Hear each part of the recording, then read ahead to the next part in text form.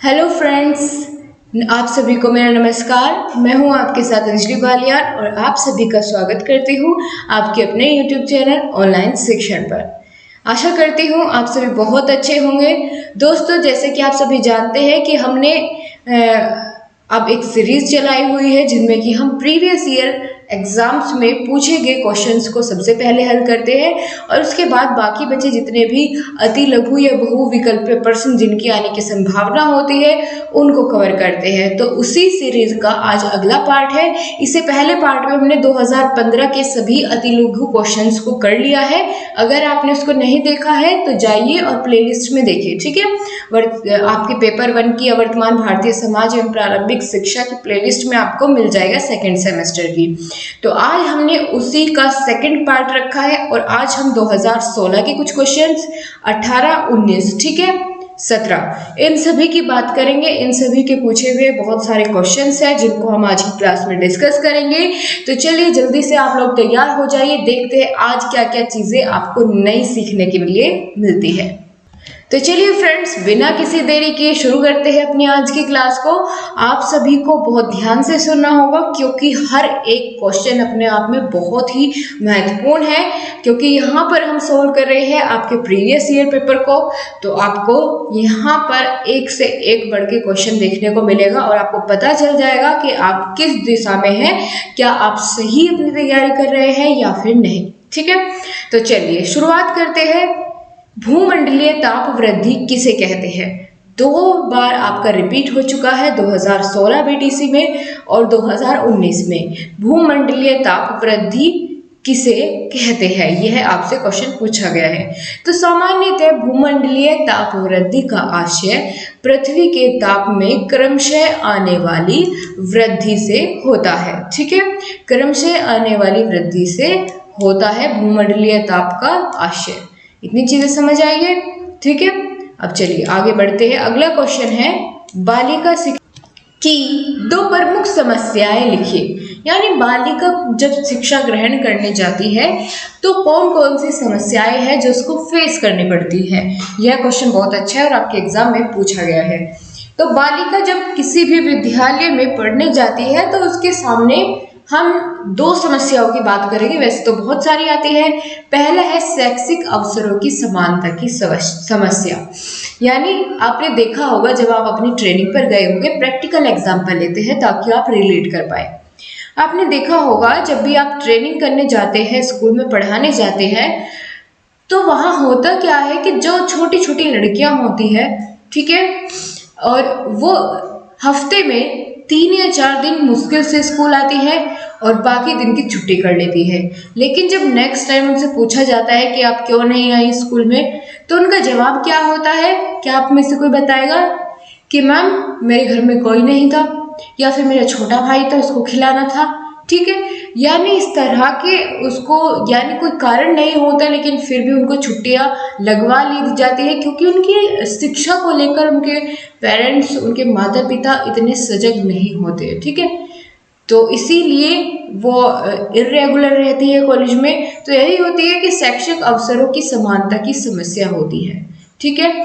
लड़कों को फिर भी वे एक बार को कंटिन्यूअसली भेज देते हैं, लेकिन लड़कियों के साथ इस तरह की समस्या बहुत आती है। अगला है कन्याओं की शिक्षा के प्रति उचित दृष्टिकोण का अभाव। क्योंकि बहुत सारे लोग अभी तक गांव में ऐसा होता है, रूढ़िवादी सोच के होते हैं कि पढ़ लिख कर क्या करेगी, ठीक है। और कोई कोई तो ये भी बोलता है कि पढ़ लिख कर क्या होगा, बनाना तो फिर भी खाना ही है। तो इस तरह की सोच रखते हैं लोग बहुत ज्यादा। इसी तरीके से क्या होती है, शिक्षा के प्रति उनका अभाव रहता है।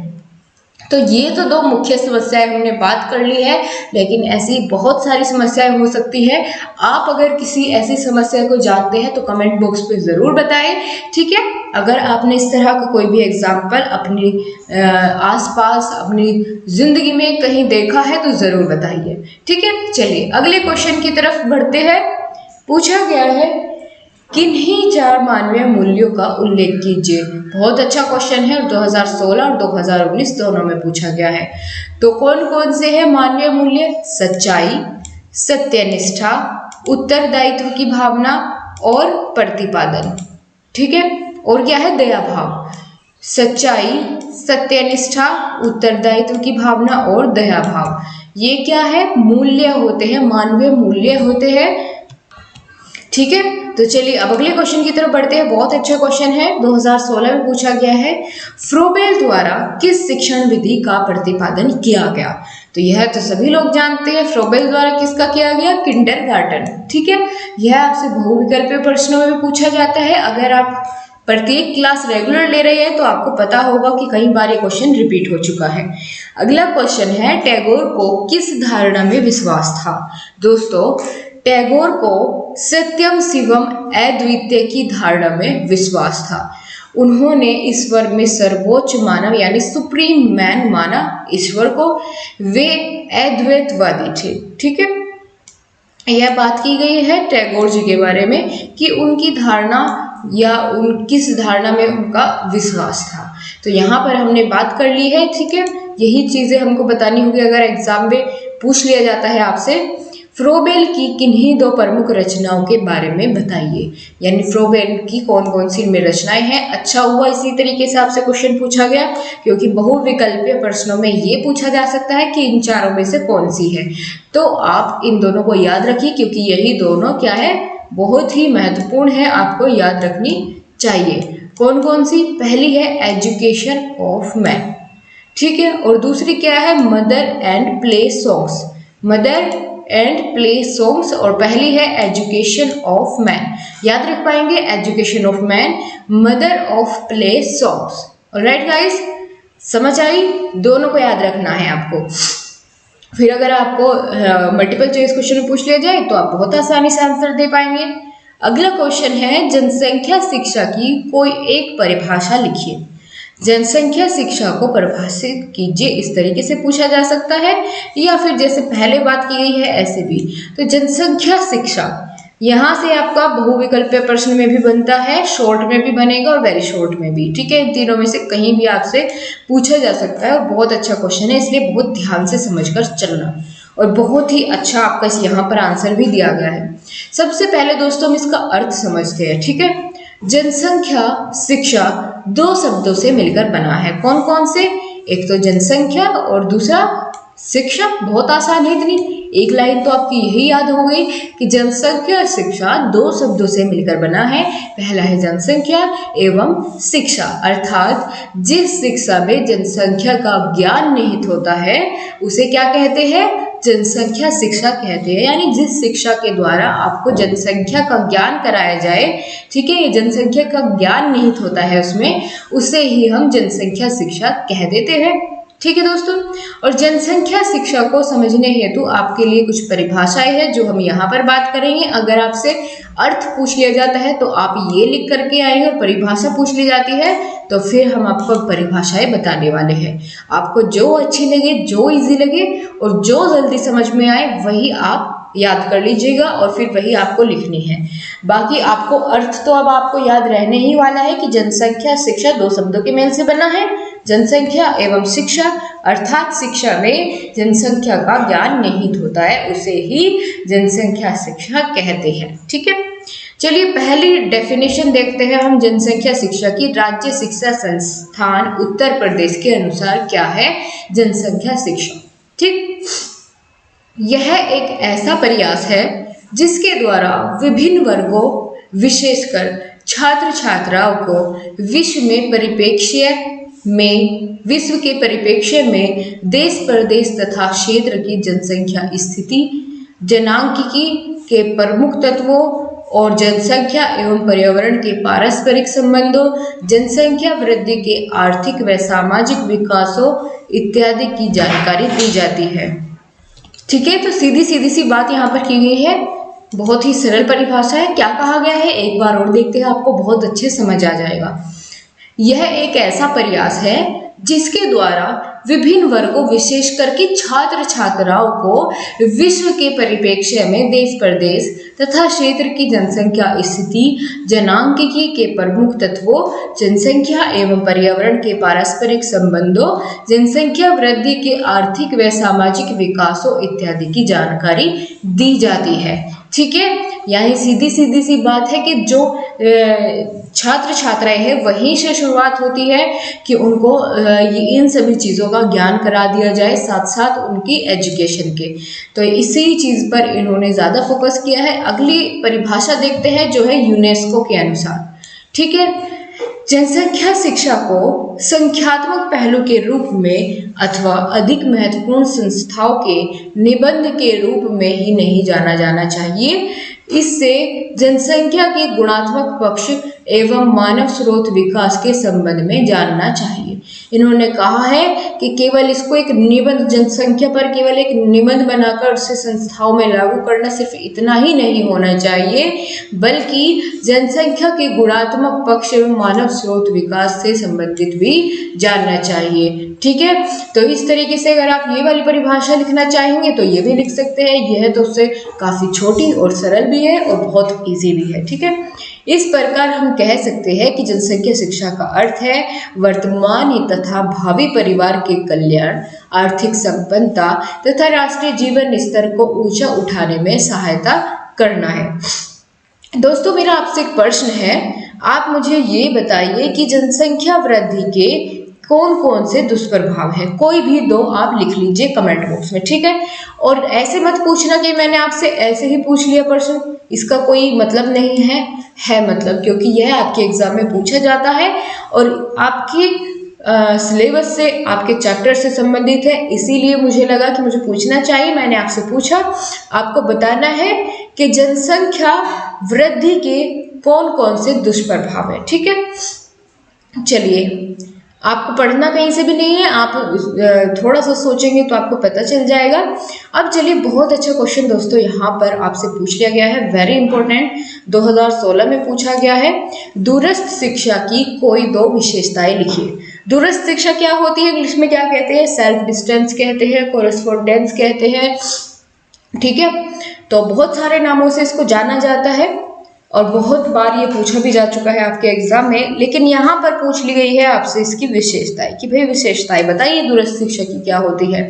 मैंने आपको दूरस्थ शिक्षा के बारे में पूर्णतः आपको ये बिल्कुल इसका कॉन्सेप्ट क्लियर कराया है कि किस किस नामों से जाना जाता है, कौन कौन सी इसकी विशेषताएं होती है, क्या इसका उद्देश्य है, कितना ये सही है, कितना ये गलत है। आपको पूरी की पूरी क्लास आपको मिल जाएगी प्लेलिस्ट में, आप चाहे तो वहां से जाकर के देख सकते हैं, क्योंकि बहुत ही अच्छा टॉपिक है। ठीक है, अगर आपने नहीं देखा है तो आप देख सकते हैं। पहला है दोस्तों, यह पद्धति आमने सामने बैठकर अध्ययन करने में सर्वथा भिन्न है, क्योंकि डिस्टेंस एजुकेशन यानी दूरस्थ शिक्षा में क्या होती है, डिस्टेंट लर्निंग होती है। अध्यापक, ठीक है, शिक्षक और छात्र आमने सामने बैठकर नहीं पढ़ाते हैं, नहीं अध्ययन करते हैं, बल्कि क्या करते हैं, ये काफ़ी दूर से हो सकता है कि फ़ोन कॉलिंग या इस तरीके की चीज़ों को अपनाकर वे क्लास कर सके, लेकिन आमने सामने बैठकर अध्ययन करने में ये भिन्न होते हैं, जैसे नॉर्मली सभी स्कूलों में होता है जहां आप रेगुलर पढ़ते हैं। इस पद्धति में स्वयं अध्ययन पर अधिक बल दिया जाता है, क्योंकि कॉलेज नहीं जाना होता। ठीक है, कॉलेज नहीं जाना होता, सिर्फ एग्ज़ाम देने कॉलेज जाना होता है। तो यहाँ क्या होता है, स्वयं अध्ययन किया जाता है, खुद से पढ़ते हैं छात्र। तो यह इसकी एक विशेषता है, दूसरों से भिन्न बनाती है इसको। अगला है, दूरस्थ शिक्षा के अंतर्गत छात्र एवं अध्यापक के मध्य संबंध स्थापित करने के लिए प्रयोग किया जाता है रेडियो का, Doordarshan, VRC, CD player, computer, internet इत्यादि का प्रयोग किया जा सकता है। यानी ये एक मीडियम का काम करते हैं अध्यापक और विद्यार्थी के बीच में। ठीक है, क्योंकि वे आमने सामने नहीं होते तो इन्हीं चीजों का सहारा लेना पड़ता है। बिल्कुल सही बात है, समझ आई ना इतनी चीजें। अब चलिए बात करते हैं अनौपचारिक शिक्षा की। बहुत अच्छा क्वेश्चन है और आपसे पूछ लिया गया है 2016 और 2019 दोनों में पूछा गया प्रश्न है और बहुत ही बढ़िया क्वेश्चन है अनौपचारिक शिक्षा।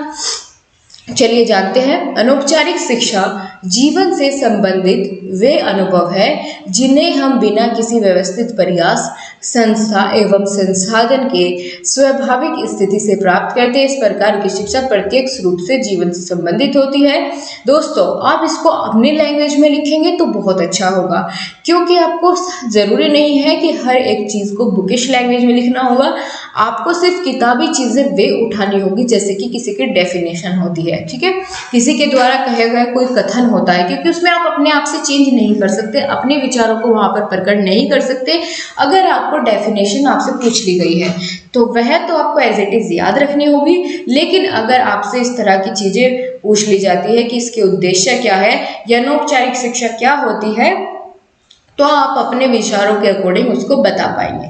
चलिए कोशिश करते हैं अपने अपने ही विचारों में इसको बताने की। अनौपचारिक शिक्षा क्या होती है कि जिसमें कोई भी स्थान या फिर कह सकते हैं आप विद्यालय की ज़रूरत नहीं पड़ती है, उसमें किसी एक निश्चित स्थान, निश्चित समय और एक निश्चित व्यक्ति का होना जरूरी नहीं है।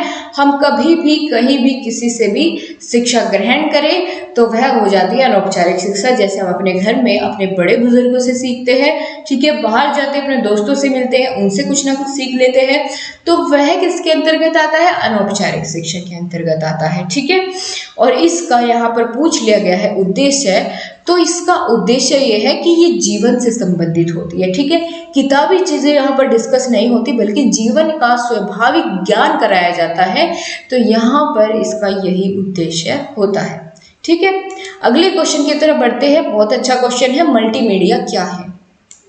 मल्टीमीडिया क्या है आपको पता होना चाहिए। आधुनिक समय में मल्टीमीडिया वास्तव में क्या है? सूचनाओं का आदान प्रदान या सूचनाओं को आदान प्रदान करने के लिए, बेहतर बनाने के लिए कुछ चीज़ों का या आप कह सकते हैं कि कुछ वस्तुओं का प्रयोग किया जाता है जिन्हें हम मल्टीमीडिया कहते हैं। जैसे डिजिटल वीडियो या ग्राफिक्स, ऑडियो, 3D एनिमेशन या इंटरनेट कंटेंट, इंटरेक्टिव कार्यक्रम या इंटरेक्टिव प्रोग्राम्स आदि विधि का प्रयोग भी इसी के अंदर समाहित होता है, मल्टीमीडिया के अंदर, ठीक है। यानी इसमें आपकी ऑडियो, वीडियो सभी तरह की चीज़ें काम करेगी। आगे बात करते हैं। स्पष्ट है कि मल्टीमीडिया वस्तुतः विभिन्न प्रकार के माध्यमों जैसे श्रव्य, दृश्य, पाठ्य तथा चित्रिक आदि का एक उपयोग संयोजन है। यानी हम इसमें सभी तरह की चीज़ें कर सकते हैं, उसमें चीज़ें दिखाई भी देगी, सुनाई भी देगी, उसको पढ़ भी सकते हैं, चित्र के थ्रू भी आपके सामने प्रेजेंट की जा सकती है, तो उन्हीं चीज़ों को हम क्या कहते हैं? मल्टीमीडिया कहते हैं। और शिक्षण अधिगम की प्रक्रिया को क्या करने के लिए? प्रभावी बनाने के लिए ही मल्टीमीडिया का प्रयोग किया जाता है, ठीक है। अगर आपसे पूछ लिया जाए कि मल्टीमीडिया का प्रयोग किस लिए किया जाता है, तो शिक्षण अधिगम को प्रभावी बनाने के लिए ही इसका प्रयोग किया जाता है। अब आपसे दोस्तों पूछ लिया गया है बोधकालीन शिक्षा की कोई भी 2 विशेषताएं बताइए। बोधकालीन शिक्षा मैंने आपको बहुत अच्छे ढंग से कराई हुई है, कंप्लीट विद पिक्चर्स, आपको देखकर भी मजा आने वाला है क्लास को, ठीक है, प्लेलिस्ट में मिल जाएगी। लेकिन फिर भी अगर यहाँ पर क्वेश्चन है और हम उसकी बात ना करें तो ऐसा नहीं हो सकता। चलिए बात करते हैं बोधकालीन शिक्षा की विशेषताओं की। पहली है संघ। संघ बौद्ध शिक्षा के प्रमुख केंद्र थे, यानी जहां पर उन्हें शिक्षा दी जाती थी उन्हें क्या कहते थे? संघ कहते थे। संघ में प्रविष्ट होने पर मनुष्य श्रमण बन जाता था, यानी जो वहां पर पढ़ता था, एडमिशन लेता था संघ में, उनको क्या कहा जाता था? श्रमण कहा जाता था। पूछ सकते हैं आपसे मल्टीपल चॉइस क्वेश्चन में, ठीक है, याद रखिएगा। श्रमण के अलावा संघों में और किसी की शिक्षा प्रदान नहीं की जाती थी। संघ में प्रवेश लेने के विशेष नियम थे, जैसे संघ में प्रविष्ट होने की यानी एडमिशन लेने, प्रविष्ट क्या होता है? एडमिशन लेने या दाखिल होने की जो सबसे पहली विधि होती थी वह होती थी प्रव्रज्य संस्कार, ठीक है। इसके बारे में आपसे बहुत बार पूछा जा चुका है एग्जाम में, तो आपको ध्यान रखना है। कब कैसे होता था दाखिला? इन वाले जो आप कह सकते हैं शिक्षालयों में, तो ये प्रव्रज्य संस्कार होता था, इसके बाद वह जाना शुरू करते थे शिक्षा के लिए। इसका अर्थ है, प्रव्रज्य का अर्थ क्या होता है? बाहर जाना। बहुत अच्छी चीज आपको यहाँ पर देखने को मिली दोस्तों, इसका अर्थ, ठीक है, प्रव्रज्य का अर्थ कई बार पूछ लिया जाता है, नॉर्मली बुक्स में आपको नहीं मिलता है, तो आपको ये नोट डाउन कर लेना चाहिए, ठीक है। मेरी मानिए आप इसको नोट डाउन कर लीजिए। प्रव्रज्य का अर्थ क्या होता है? बाहर जाना। अर्थात भावी शिक्षु परिवार से विलग होकर यानी परिवार से दूर होकर बौद्ध संघ में चले जाते थे। जब उनकी आयु 8 से 12 वर्ष के मध्य होती थी तो वह अपने गुरुओं के साथ में जाकर के रहते थे और वहीं पर अपनी शिक्षा दीक्षा लेते थे, ठीक है। और 20 वर्ष की आयु में उपसंपदा संस्कार होता था। इसके फलस्वरूप भिक्षु संघ का पूर्ण रूपेण सदस्य बन जाता था। आप जानते हैं कि पहले क्या होता था, बौद्धकालीन या प्राचीन कालीन शिक्षा के समय क्या होता था कि वो अपने जो दिनचर्या थी उसमें उनका एक मुख्य कार्य था कि वो क्या करते थे, भिक्षु के रूप में भी कार्य करते थे, यानी अपने खाने पीने की चीजों को क्या करते थे, आसपास के गांव से इकट्ठा करते थे और उसी से अपना जो है खाना पीने की चीजें करते थे। तो यहाँ पर वही बात की गई है कि जब 20 वर्ष की आयु हो जाती थी किसी भी वहाँ के विद्यार्थी की, तो फिर उसका एक और संस्कार किया जाता था जिसका नाम है उपसंपदा संस्कार, और इसको करने के बाद वह भिक्षु संघ में शामिल हो जाता था, उसका सदस्य बन जाता था। लेकिन जो प्रवज्य संस्कार था, ठीक है, जो प्रवज्य संस्कार था यह शुरुआती दौर में होता था जब वह परिवार से होकर अलग जाता था 8 से 12 वर्ष की आयु में। आपको याद रखना है, इसका जो वर्ष आपसे दिया गया है ये आपसे पूछ लिया जाता है किसी भी क्वेश्चन में, ठीक है। चलिए अब दूसरी विशेषता देखते हैं, गुरु और शिष्य संबंध कैसे थे बौद्धकालीन शिक्षा के समय, ठीक है। गुरु एवं शिष्यों के बीच संबंध कैसे होते थे, बड़े ही घनिष्ठ होते थे, मधुर होते थे इनके दोनों के बीच में संबंध, और दोनों का जीवन सादा तथा निकट होता था क्योंकि पास पास रहते थे, वहीं उनको शिक्षा मिलती थी, वहीं रहना सहना खेलकूद सब चीजें वहीं होती थी। गुरु शिष्यों की शैक्षिक, शारीरिक, मानसिक तथा एवं आध्यात्मिक आवश्यकताओं के अनुसार उनका विकास करता था।